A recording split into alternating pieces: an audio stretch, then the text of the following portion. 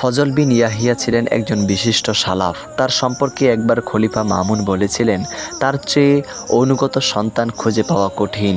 পিতার প্রতি তার ভালোবাসার একটি ছোট্ট ঘটনা। ফজল বিন ইয়াহিয়ার বাবা শীতে গরম পানি দিয়ে উজু করতেন, তাই সারা শীতেই তাকে গরম পানির ব্যবস্থা করে দেওয়া হতো। একবার কোনো কারণে বাবা ও ছেলে দুজনকেই জেলে নেওয়া হয়। তখন ছিল তীব্র শীত, কয়েদিদের জন্য গরম পানির কোনো ব্যবস্থা ছিল না। বাবার জন্য ফজল বিন ইয়াহিয়া গরম পানি চেয়েছিলেন, কিন্তু কারাগারের তত্ত্বাবধায়ক সাফ না করে দেয়। তখন তিনি তাদেরকে অন্তত কিছু কাঠের ব্যবস্থা করে দিতে বলেন এবং বিনিময়ে তিনি টাকাও দিতে চেয়েছেন, যেন কাঠ পুড়িয়ে তিনি নিজেই বাবার জন্য পানি গরম করতে পারেন। কিন্তু এবারও তার আবেদনকে প্রত্যাখ্যান করে তত্ত্বাবধায়ক বলে দিল, কয়েদিদের জন্য আগুন জ্বালানোর অনুমতি নেই।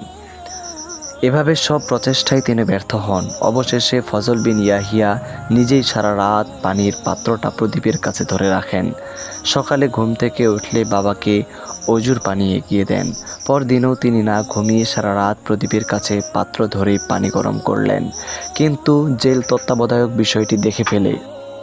পরের রাতে ফজল বিন ইয়াহিয়া পানি গরম করতে গিয়ে দেখেন যে প্রদীপটি সরিয়ে ফেলা হয়েছে।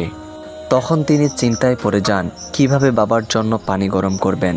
অনেক চিন্তার পর তার মাথায় একটা বুদ্ধি এলো।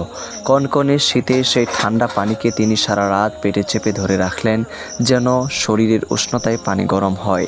পানি আগের মতো গরম হলো না, কিন্তু খুব বেশি ঠান্ডাও ছিল না। বাবা সকালে ঘুম থেকে উঠলে তাকে সেই উষ্ণ পানি এগিয়ে দেন তিনি। 193 হিজরিতে ফজল বিন ইয়াহিয়া কারাগারেই মারা যান।